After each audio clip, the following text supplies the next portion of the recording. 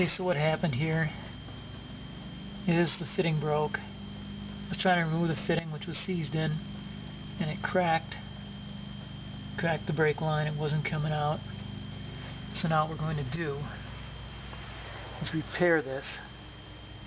And I've got a 12-inch piece of steel line here with the correct fitting on the end.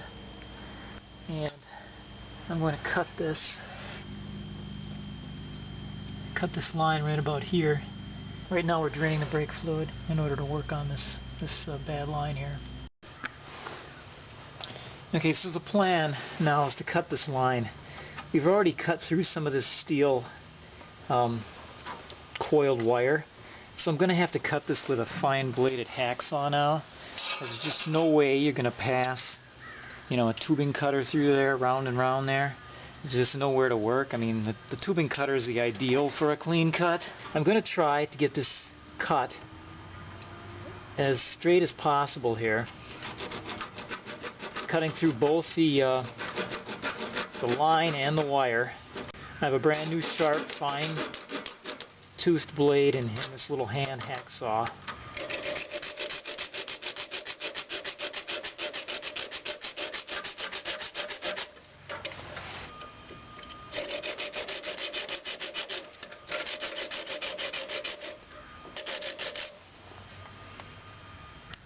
Okay, so we've cut all the way through the tubing.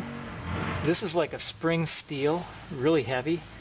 You remember before I cut that with a Dremel wheel, so now we can just pull it off.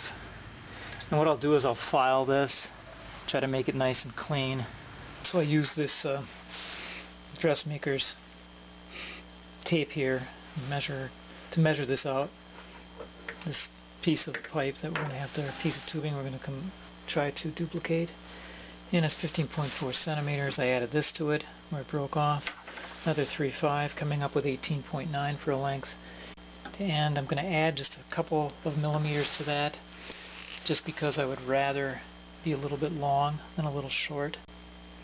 And right at that point, we will cut off our tubing, our replacement tubing, with this tubing cutter. And I'm not going to show all this because all this is just a matter of tightening the blade down, getting it in accurately into the spot, and then continually turning it around and tightening it. Okay, start with the bending. What I've done is I've measured how far the middle of the first bend is from the end here, and I've come up with 5 centimeters. So I'm going to mark 5 centimeters. And that's the middle of our first bend. Now I have to measure this, what the angle of this bend is. I've got this along the straight edge of this protractor. And I'm just projecting this out. And it looks like it's right around 130 degrees. Okay, so now lining my mark up with the center point here on our bender. I'm going to keep it straight.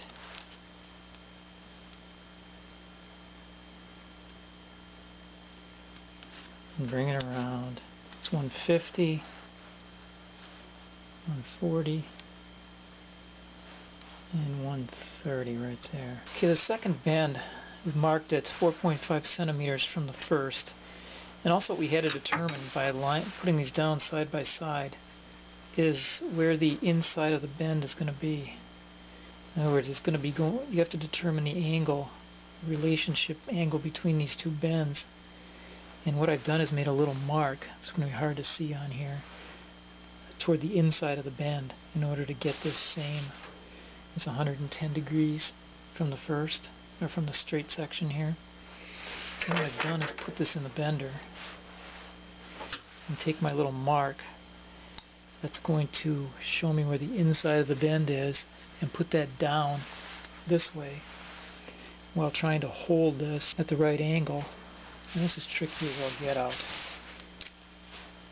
Holding it again from the straight and shooting this time for 110 degrees and continue to bend it.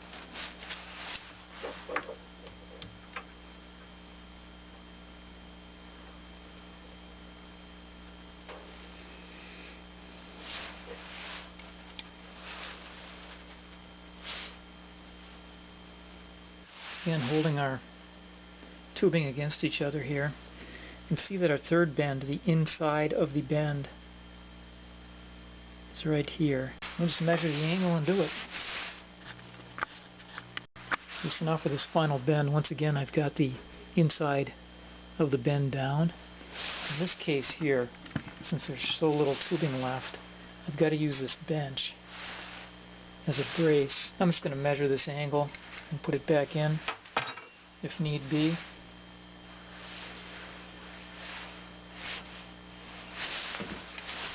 I know I was shooting for 140 degrees. I'm right there. I'm going to go check the fit.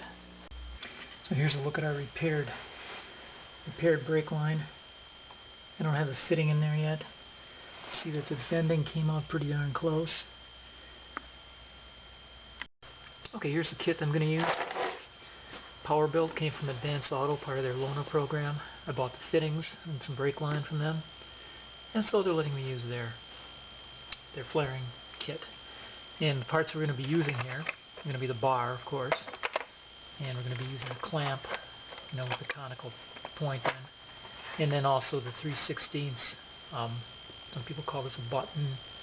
I've seen it called several other names, but it's going to actually do the work of pressing in the inverted flare into the tubing. We have our tubing, a repair piece of tubing. So now we're going to put a nut on first. Don't forget this. It's very embarrassing because you've got to start over.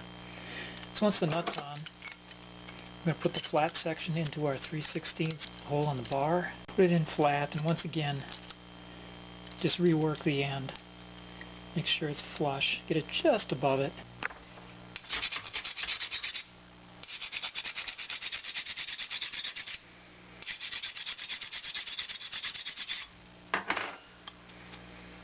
Okay, step 2. Deburr the inside of the hole, the tubing.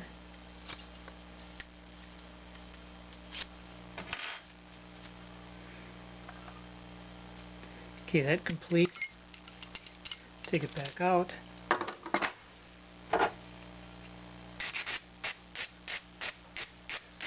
Now we're just going to bevel the outside edge.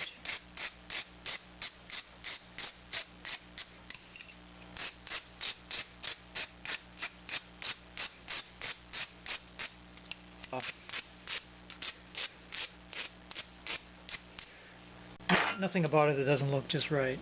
Okay, here's where we have it in our bar. Setting the height. Once again, at the height of the top step, the lower step of the 2 steps that are on this piece. This little die. Make sure the surface of the bar is flat. Okay, we have our would-be double flare tubing here back in our bar. Now we're on the concave end, and then has the recessed ridge in it. Line it up again with the top, first step I should say, on your little die. Make sure it's flat, the surface is flat. Start cinching it down. And all I like to do is just make it even on this particular one. They're not all the same. But on this one I find that it's better to just ease them both in. When I get this down further, I've had some little trouble in some of my practice flares here, and having the tubing slip through the bar. So, well, you don't want to crank it too much. You do not want it slipping either, because it's just the end of it. It's no good. So now I'm going to double check this again, the height. Sure it didn't move. Okay, looks pretty good. Make sure it's cinched down all the way. One more thing I'm going to do, because I want to know right away if it's moving. So, got a little white out here. Just going to put a dab here in the junction. Basically, that's going to give me a little early warning. This thing's going to move. I'm going to let that dry. Okay, I added just a drop of brake fluid to this part of the anvil. So put that into the tubing hole. Take your time getting this centered on here.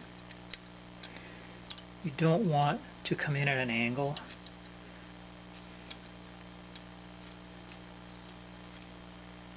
This also can be done in a vise. And I'm checking to make sure it's squared up every which way. So you get it the way you like it, you just start cranking it down.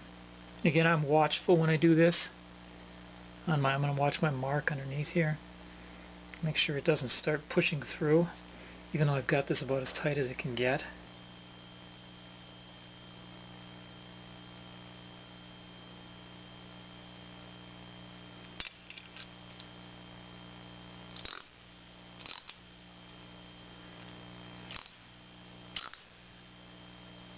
Down nice and even. It just came off. I don't know if you can see it on my mark on here. It came off slightly. That's the one thing I don't want happening. Come off a little bit, I guess, but not much. You're putting a lot of force on this. That's why it can't move. Okay. Okay, we're down all the way. If it moved, it's just a micrometer here. It's nothing. Okay, we've got this off now, and it looks good. We're centered. The bubbled up part here is even all the way around. So we're set for the final stage. Okay, so we've got our conical point now in there, and centering it as best we can. And when it does, start turning it down. And you can put this in a vise. I happen to be doing it freehand. That's the way I did the end of the car. Came out fine, didn't have any choice there, so we'll be consistent. Do that here too. Okay. All the way in.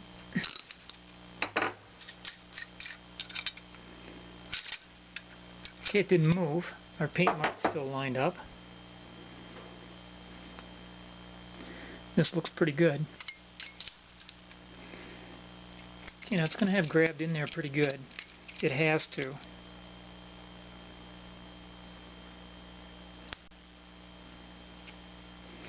Okay, I'll clean this up with a file because it does gouge in. Yeah, this is inevitable here that you're going to just make some light little marks on this. You're going to realize that thing's got to grab it, period. There we are. We made an inverted flare. Okay, to add to the challenge now, we're going to have trouble getting our nut on here without straightening this line a little bit right here. It's only going to go on that far. And of course, in order to put a flare on the end of there and to get our tool, our bar on, we need more room than that. So we're going to straighten this out and we can put it back later on. Okay, we've managed with some careful bending in various directions, trial and error, to get our nut down here far enough to where we can now get the flaring bar on there and put a decent flare on this thing. Okay, the first job I'm going to do is I'm going to square off the end of this, and I'm using the flaring bar, the flat surface of it. What we'll do then is file it.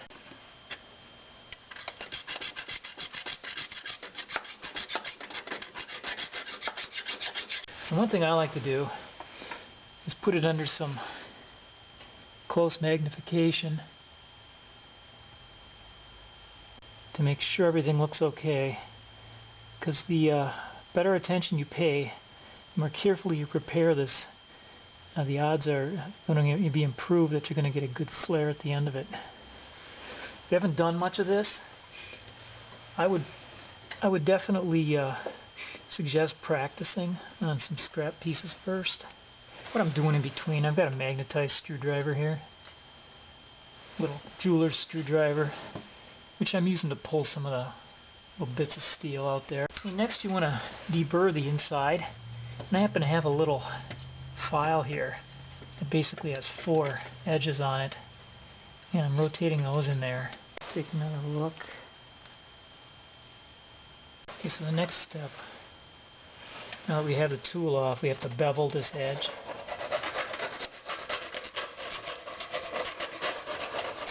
You're going to want to make sure that's even all the way around.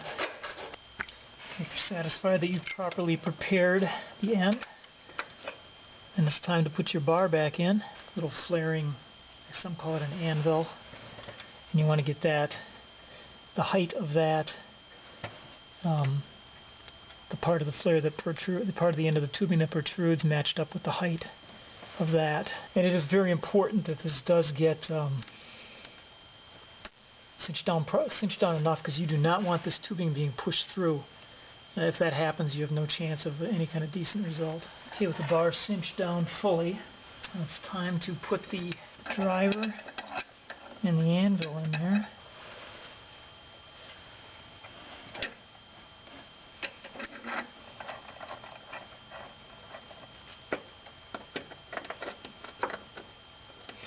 We have just enough room to get this tool in here. Okay, so here we are. I'll give you a closer look. You want to make sure we have this little anvil pretty well centered.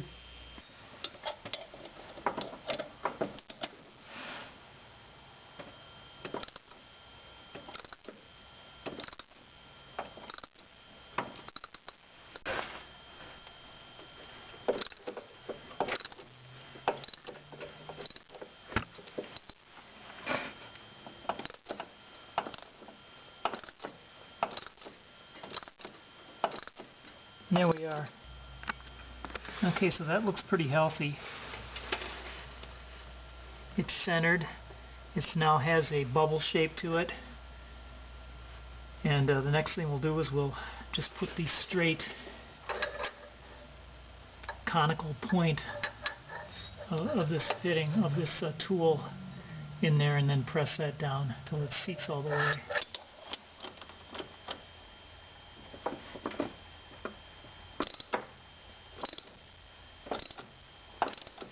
So we're just going to slowly turn it in.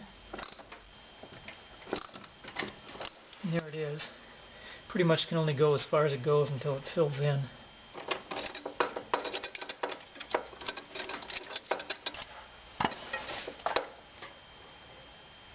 Okay, while I have the brake line open, I'm running a little clean brake fluid through there to get any filings and little bits and pieces of metal that are in there.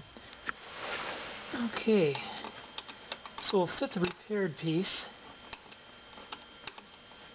back into the brake hose fitting to get some idea of where the bend's got to be here on the rebend that I have to do in the original piece. As you remember, I had to straighten this out in order to be able to get the end on. So what I'm going to do now, and I'm not going to show you all this, but you know, you've seen these before. I'm just going to have to, put a bend in this line carefully. And the line's fairly flexible. So I got a ways to go yet. We'll get that bent to where we can get our union in here. Okay, so we're going to prepare these fittings now that we have them bent approximately where we need them. A little brake parts cleaner on there. And then we're going to, when that dries off, then I'm going to put some anti-seize lubricant both on the tubing and on the threads. Okay, it's time to put the finishing touches on this repair job. We've got a metric union here. Of course, has the compatible fitting for the reverse flare that we put on there. So I'll just turn it on to 1. I have everything loose right now. I'm just going to keep it that way until it all comes together.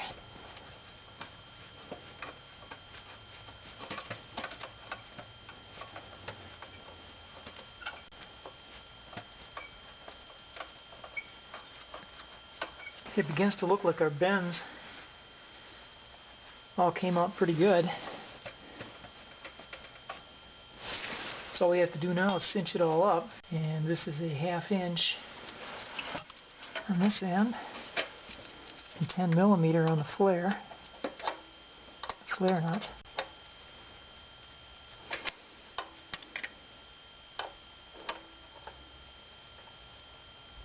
Okay, plenty tight.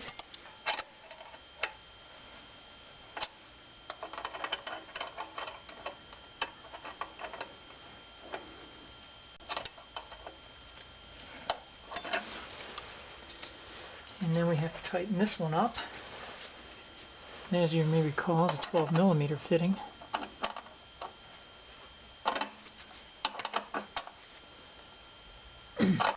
Okay, just want to mention about the brake bleeding procedure on this vehicle with ABS brakes here, the ABS system.